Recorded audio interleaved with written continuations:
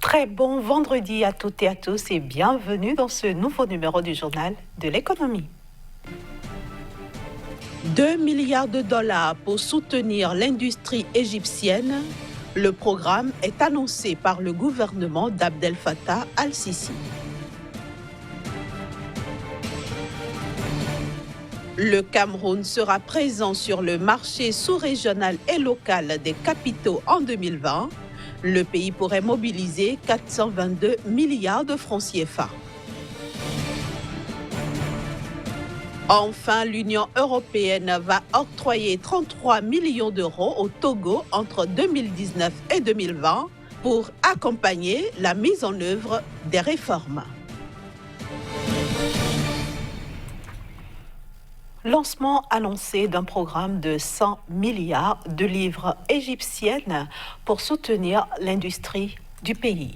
Le nouveau programme permettra de fournir des prêts à un taux d'intérêt réduit de 10% aux usines dont les chiffres d'affaires est inférieur à 1 milliard de livres égyptiennes. L'initiative devrait être financée par des banques publiques égyptiennes, mais également par des banques étrangères. Le but visé est de stimuler la compétitivité et la croissance du secteur privé dans le cadre du programme de relance économique lancé par le gouvernement d'Abdel Fattah al-Sisi en 2016, un programme soutenu par une facilité de 12 milliards de dollars du Fonds monétaire international. L'institution table cette année sur une hausse de la croissance du pays à 5,5% contre 5,3% en 2018. En 2020, l'État camerounais projette de mobiliser une enveloppe globale de 422 milliards de francs CFA sur le marché sous-régional et local des capitaux. Essentiellement destinée au financement du budget de l'État, cette enveloppe sera majoritairement réunie via des émissions de titres publics. L'année 2020 s'annonce très active pour le Cameroun sur le marché sous-régional et local des capitaux. Au cours des 12 prochains mois, le pays pourrait mobiliser une enveloppe globale de 422 milliards de francs CFA. Le gros de cette enveloppe destinée à financer le budget de l'État proviendra des émissions de titres publics pour un montant de 320 milliards de francs CFA. Cette somme, qui est de 60 milliards de francs CFA supérieure aux 260 milliards de francs CFA prévus dans le budget 2019, sera mobilisée au moyen d'émissions de bons et d'obligations du Trésor assimilables sur le marché des titres publics de la Banque des États d'Afrique centrale. Il est également très probable qu'une partie de l'enveloppe 320 milliards de francs CFA à mobiliser en 2020 par émission de titres publics le soit par emprunt obligataire sur la bourse unifiée de la CEMAC. Ce sera alors la toute première opération du Cameroun sur ce marché que le Gabon a inauguré entre septembre et octobre 2019 avec un emprunt obligataire de 100 milliards de francs CFA, finalement suralloué à 126 milliards de francs CFA. En plus des émissions de titres publics sur le marché monétaire de la BEAC et la bourse régionale, le Trésor public camerounais fera également recours au marché bancaire local en 2020. Le projet de loi de finances prévoit d'immobiliser 102 milliards de francs CFA. Tous ces emprunts publics continueront à relever le niveau d'endettement du Cameroun qui dépasse désormais 35% du produit intérieur brut, ce qui va contribuer à alourdir le volume de la dette non concessionnelle dont l'augmentation rapide inquiète les bailleurs de fonds tels le Fonds monétaire international. A signaler qu'en 2019, le Cameroun a levé 102 milliards de francs CFA auprès des banques, soit 37 milliards de francs CFA plus que les prévisions du tableau prévisionnel des opérations financières de l'État. Direction maintenant le Togo. Entre 2019 et 2020, l'Union européenne va injecter 33 millions d'euros sous forme de dons dans les caisses du Trésor public togolais. Il s'agit d'un appui budgétaire destiné à accompagner le gouvernement togolais, entre autres dans la mise en œuvre des réformes en matière de gestion des finances publiques. Sur la période 2019-2020, le Togo va recevoir de la part de l'Union européenne 33 millions d'euros sous forme de dons. Cet appui budgétaire vise à accompagner le gouvernement togolais dans la mise en œuvre des réformes en matière de gestion des finances publiques, de la politique de décentralisation, de l'amélioration du climat des affaires et du système national de statistiques. Une première partie, soit 17 millions d'euros, devrait être décaissée très prochainement au titre de l'année 2019. La facilité, qui s'inscrit dans le cadre de la phase 3 du contrat de consolidation de l'État du Togo, a fait l'objet d'une signature de convention entre le gouvernement togolais et l'Union européenne. Elle vient renforcer les ressources de l'État pour permettre au gouvernement de faire face aux besoins de population et ce, prioritairement dans les secteurs sociaux. Cette facilité permettra également de promouvoir une croissance socio-économique inclusive et stable au Togo, conformément aux 3 axes du Plan national de développement 2018-2022. Les Comores vont bénéficier d'un financement de 175 millions de dollars de la part de la Banque mondiale, composé de dons et de prêts concessionnels. Ce financement devrait permettre la mise en œuvre de plusieurs projets de développement. 175 millions de dollars, ainsi s'élève le financement que la Banque mondiale met à la disposition des Comores. Ce nouveau financement, composé de dons et de prêts concessionnels, devrait permettre la mise en œuvre de plusieurs projets de développement. Il s'agira d'améliorer les investissements dans les programmes de nutrition et de protection sociale afin de renforcer le développement du capital humain. Les fonds serviront également à soutenir le redressement du pays et la reconstruction des routes et des logements endommagés par le passage du cyclone Kenneth. La Banque mondiale espère également promouvoir le développement du secteur privé et des chaînes de valeur dans l'agriculture et le tourisme, stimuler la connectivité entre les îles, développer l'approvisionnement en énergie renouvelable et la finance numérique, tout en renforçant l'inclusion financière. Ces projets entrent dans le cadre de la mise en œuvre du plan Comores émergent pour la période 2020-2022. Il s'agit pour la Banque mondiale d'accompagner les efforts déployés par les Comores pour favoriser une croissance inclusive et durable.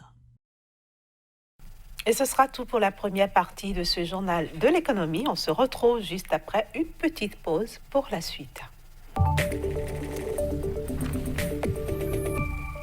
La suite nous emmène en Côte d'Ivoire en compagnie de Casimir Pédio, à qui je souhaite la bienvenue sur ce plateau. Bonjour à vous. Bonjour Inès. Alors donc, vous nous emmenez en Côte d'Ivoire aujourd'hui où 22,8 milliards de francs CFA sont prévus en 2020 pour le fonctionnement de l'administration.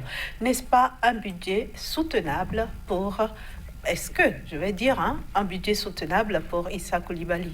Bien sûr, Inès, un budget qu'on peut dire soutenable car l'administration publique va travailler au cours de l'année 2020 pour pouvoir mobiliser 8 061 milliards de francs CFA comme cagnotte générale du budget exercice 2020.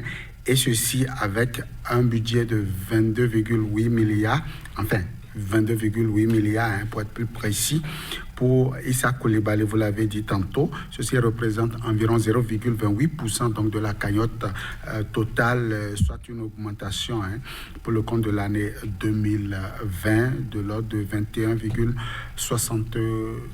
635 milliards de francs CFA pour le compte donc de l'année 2020. Il faut dire que c'est la cagnotte qu'il faut aujourd'hui pour l'État donc ivoirien pour pouvoir donc fonctionner. Je veux parler donc de cette administration qui pourra donc être sollicitée pour accompagner le gouvernement en ce qui concerne donc le développement de ce pays-là. Au total donc 14 services centraux seront donc mobilisés pour pouvoir donc mobiliser ces 8 061 milliards de francs CFA, et c'est ce que donc est allé expliquer Issa Coulibaly de l'autre côté donc de l'Assemblée nationale à la commission mise en œuvre donc pour étudier ces possibilités-là. Oui, soutenable cette cagnotte financière lorsqu'on voit déjà ce qui a été fait par le passé pour donc ce ministère-là. Au-delà de ça, c'est aussi une cagnotte financière qui permettra donc d'asseoir une politique des plus cohérente au niveau de l'administration. C'est une cagnotte qui également pourra donc rassurer davantage les Ivoiriens en ce qui concerne donc les perspectives 2020 qui sonnent donc comme un défi majeur en ce qui concerne les élections dans ce pays. C'est enfin une cagnotte qui pourra donc garantir à la communauté économique des États de l'Afrique de l'Ouest la mobilisation d'un budget programme désormais parti pour permettre donc à la région de mieux asseoir une politique cohérente. Donc voilà un peu pourquoi une lumière a été mise donc sur ce ministère véritablement sensible et névralgique donc du système pour le compte de l'année 2020, Inès. Alors quels vont être les impacts de ce budget sur la vie économique des Ivoiriens?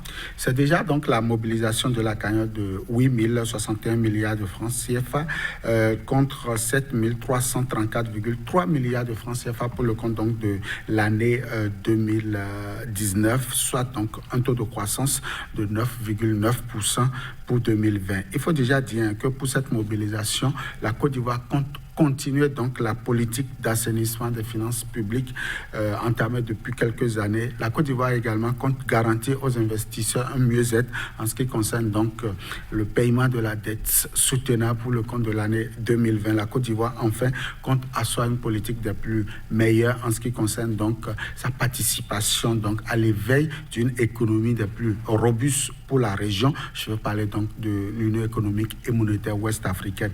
Enfin, la Côte d'Ivoire compte donc être présente au niveau de la communauté économique des États de l'Afrique de l'Ouest pour pouvoir participer aux élans donc de solidarité avec en 2020, plus précisément le 1er juillet 2020, la question donc de la zone de libre-échange continental. Tout ceci, on pourra donc suivre avec la Côte d'Ivoire pour voir si véritablement les critères de convergence tels que la masse salariale au niveau donc de ce ministère, je veux parler du ministère de Issa Coulibaly, le ministère de la fonction publique, si véritablement la Côte d'Ivoire pourra donc tenir les différents paris. En tout cas, ce n'est pas la première fois que le ministre a été donc soumis à cet exercice-là, et certainement que 2020 ne serait non plus la dernière fois que la Côte d'Ivoire va mobiliser donc cette cagnotte pour pouvoir poursuivre donc son efficacité budgétaire en ce qui concerne donc les 5 voire les 10 prochaines années. Alors globalement en 2020, Kazmi Pédian, comment va se porter l'économie ivoirienne?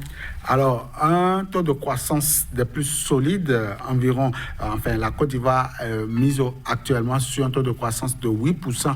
Pour donc les 5 prochaines années. La Côte d'Ivoire, c'est aussi, je l'ai dit, un budget programme